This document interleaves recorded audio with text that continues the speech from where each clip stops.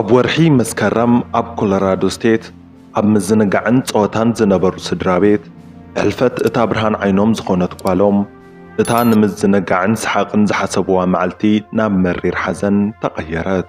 እዛ ሓበሻ ጓል 6 ዓመት ህፃን ካብ መዘናግዒ ፓርክ ወዲቓ ህይወታ ሓለፈት። ፖሊስ ሓደጋ ከም ዝኾነ እኳ እንተገለጸ ወለዲ እታ ህፃን ግን ጓልና ተቐቲላ እያ ክብሉ ይምግቱ። እቲ ሓቂ እንታይ እዩ ከጋጢሙ? ናይ ሕጊ ፍጻመኡ ኸዝብል ናይታ ኽምስታኣ ካብ ዓይንኻ ዘይኽወል ምልክዕቲ ህፃን ምሕዘኒ ታሪኽን ዘኹርዕ ምትሕብባር ሓበሻን ዘዘንቱ ሓቀኛ ዛንታ ሒዘልኩም መጺእ ኣለኹ። ነዚ ቻናል ሓደሽቲ ዝኾንኩም ሰብስክራይብ ክትገብሩ እንዳተላበኹ ድማ ሰናይ ምክትታል ክኾነልኩም ይምናም። ነቶም መዕረፊ ዓይንኩም ዝኾኑ ምልኩዓት ደቅኹም ናብ መጻወቲ ፓርክ ክንወስደኩም ክትብልዎም ከለኹም ኣብ ገጾም ዝረአ ሓጎስን ሃንቀውታን ልዕሊ ኩሉ እዩ። ድሕሪ እቶም ኣድከምቲ ናይ ስራሕ መዓልትታት ኣብ ቀዳመ ሰንበት ደቅኻ ናብ መዘናግዒ ቦታ ወሲድካ ምጽዋትን ምስ ደቅኻ ግዜ ምሕላፍን ድማ ኩሉ ወላዲ ብሃንቀውታት ዝጽበዮ እዩ። ግን ድማ እቲ ናይ ሓጎስን ሰሓቕን ዋዕዋዕታ ናብ መሕዘናውያት ተተቐየረኸ ኢልኩም ትፈልጡ ዶ? እታ ንሰሓቕን ጸወታን ዝወሰድኩምዋ ጓልኩም ንዘለኣለሙ ናብ ገዛ ከይተመልሰት እንተተረፈትከ ኢልኩም ከጎሚትኩም ዶ ትፈልጡ? ናብቲ ዛንታ ክወስደኩም። እታ ምልክዕቲ ህፃን ወንጌል እስጢፋኖስ እያ ትበሃል። ብወለዳ ብኣሕዋታን ብቸርች ኮሚኒቲን ዝተፈተወት ሰሓቒት ተፃዋቲት ህፃን እያ ነይራ።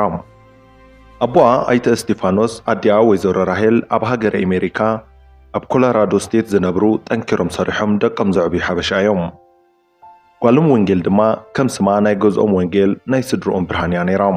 ኣብ መስከረም 5 2021 እዞም ስድራ ቤት ደቆም ሒዞም ናብቲ ግሌንውድ ካቨርንስ ኣድቬንቸር ፓርክ ዝተባሃለ ኣብ ጎቦ ዝተሃንጸ ውሪ መዘናግዒ ቦታ ኣምርሑ።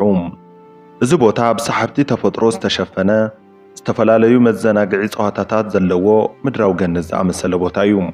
ወንጌል ካብቲ ሓደ መጻወቲ ናብቲ ካሊእ እናረኣየት ብሃንቀውታን ሓጎስን ገጻ ይበርህ ነይሩ። ሓጎስን ሰሓቕ ውላዶምን እናረኣዩ ወለዳ እውን ጽቡቕ ግዜ ይሕልፉ ነይሮም። ኣብ መወዳእታ ዓይኒ እቶም ስድራ ኣብቲ ዘሃውንትድ ማይን ድሮፕ ዝተባሃለ መፍርሕ መጻወቲ ዓረፈ። ዘሃውንትድ ማይን ድሮፕ ሓደ ካብቶም ሰሓብቲ ክፋል እቲ መዘናግዒ ቦታ ዝኾነን ዝፍቶን ጸዋታ እዩ። ኣብ ወንበር ኮፍ ዝበሉ ተጻወትቲ ሒዙ ንላዕሊ 110 ጫማ ብምድያብ ናብ ጸልማት ናይ ማዕድን ዝመስል ጉድጓድ ብቕልጣፈ ሸለው ኢሉ ዝወርድ መጻወቲ እዩ። ብሕታዊ መከላኸሊ ሓደጋ እቲ ጸዋታ ኣብቲ ወንበር ብዘሎ ሲት ቤልት ወይ ከዓ ቁልፊ ድሕነት ንገዛእ ርእስኻ ምስቲ ወንበር ኣጥቢቕካ ምእሳር እዩ። ንሶም ክድይቡ ዝረኣየት ህፃን ወንጌል ኣነ እውን ክትጻወት እየ በለት። ድሕሪ ውሱን ነግፈረግ ድማ እዞም ወለዳ ሕራይ ኢሎም መስቀልዋ። ሰለስቲኦም ድማ በብወንበሮም ተሰቐሉ። እቲ መጻወቲ ቀስ ኢሉ 110 ጫማ ንላዕሊ ደየባ። ኣብ ላዕሊ ኮይና ብዝረኣየቶ ሰሓቢ ተፈጥሮ ዝተደነቐት ወንጌል ገጻ ብሰሓቕ ተመልአ። ኢዳ እናወዛወዘት እውን ናይ ደስታ ሰሓቕ ትስሕቕን ትጫድርን ነይራ። ኣብ መወዳእታ ጫፍ ዝበጽሐ እቲ መጻወቲ ብቕልጣፈ ንታሕቲ ሸለው ኢሉ ክወርድ ጀመረ። ሽዑ ኩሎም ተጻወትቲ ሰሓቕን ኣውያትን ተመልኡ። እቲ ዝወርደሉ ፍጥነት ብጣዕሚ ልዑል ካብ ምዃኑ ዝተልዓለ ብጎንኻ ኮፍ ኢሉ ዝነበረ ሰብ ኣሎ ዶ የለን ክትፈሊ ኣጸጋሚ እዩ። እቲ መጻወቲ ኣብ ታሕቲ ምስ በጽሐ ግን ህፃን ወንጌል ኣብ ወንበር ኣይነበረትን። ኮፍ ኢላትሉ ዝነበረት ወንበር ጥርሑ እዩ ነይሩ። ሽዑ ወለዲ ወንጌል ብድንጋጸ ብርዱእኒ ዘስምዕ ድምፂ ብኣውያት ምድሪ ዕንጽራር ገበርዋ። ናይ ሰሓቕን ሆይሆይታን ዝነበረ ድምፂ ብሓደ ግዜ ናብ ናይ ሓዘን ኣውያት ተቐየረ። ወንጌል ኣብ ላዕሊ ኮይና ዘርኣየቶ ሓጎስን ዝሰሓቐቶ ሰሓቕን ናይ መወዳእታ እዩ ነይሩ። ካብቲ መጻወቲ ምውዳቓ ስዒቡ ድማ ሃንደበት ህይወታ ሓለፈ። ኣብ ስደት ኮይኖም ዘዕበይዋ ወለዳ ብቐትሩ ዓለም ጸልመቶም። ዘሃውንትድ ማይን ድሮፕ ተዓጽዩ ምርመራ ተጀመረ። ሞት ህፃን ወንጌል ስዒቡ ሓበሻ ኮሚኒቲ ተኣኻኺቦም ዘርኣይዎ ምትሕብባር ግን ዝገርም እዩ ነይሩ። ከምቲ ልሙድ ናይ ሓበሻ ባህሊ ተኣኻኺቦም ሓዘኖም ን7 መዓልቲ ብሓባር እናተመላለሱ ይገልጹ ነይሮም። ኣብ ማእኸል እዚ ግን እቲ ትካል ዘውፅኦ ፈላማይ ሪፖርት ዘደንጹን ደምካ ዘፍልሕን እዩ ነይሩ። እቲ ትካል እቲ ዝተፈጠረ ሓደጋ ብናይ ወለዲ ስሕተትን ብናይ ሰራሕተኛታት ሸለልተኛትን ዝተፈጠረ ከም ዝኾነ ገለጸ። ወለዲ ወንጌል ግን ሓደጋ ዘይኮነስ ብሸለልተነት ሰራሕተኛታት እቲ ፓርክ ዘጋጠመ ምዃኑ ኣፍለጡ። ነዚ ስዒቡ ኣብ ኮሎራዶን ከባቢውን ዝነብሩ ሓበሻ ጎፈንድሚ ብምኽፋት ገንዘብ ብምትእኽኻብ ጠበቓ ቆፂሮም ክምግቱ ጀመሩ። ነዚ ንምትሕብባር ነበርቲ ኮሎራዶን ከባቢያን ዝኾኑ ደቂ ሓበሻ ኣብ ዝተኣኻኸብሉ ድማ ሓደ ወላዲ ከም ዝክብሉ ተዛረቡ።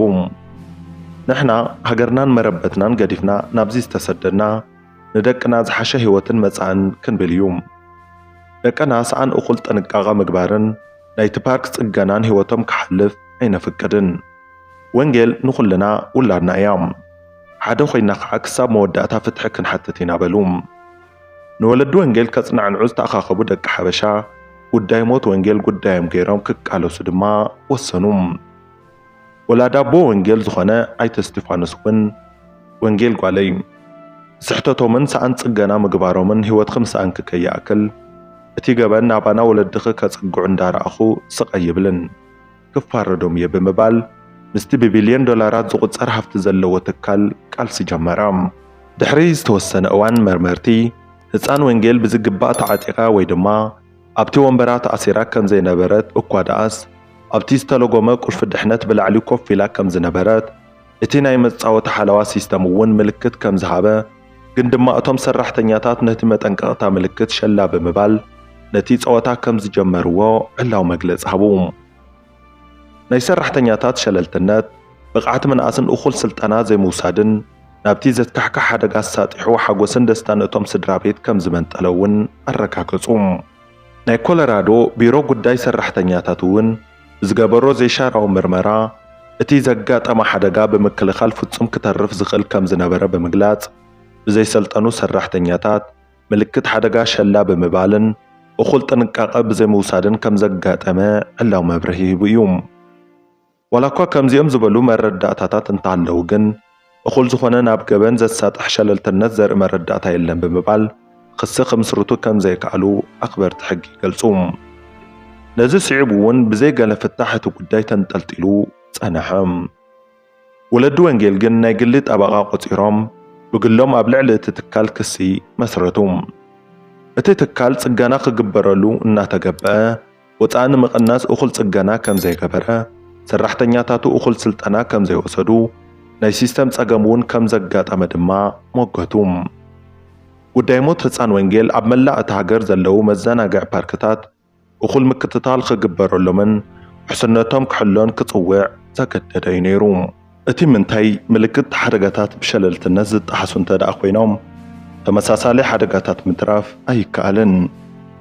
ጉዳይ ሞት ህፃን ወንጌል ኣብ መላእ ኣሜሪካ ርእሰ ዜና ኮይኑ መዘራረብ ዛዕባ እዩ ነይሩ።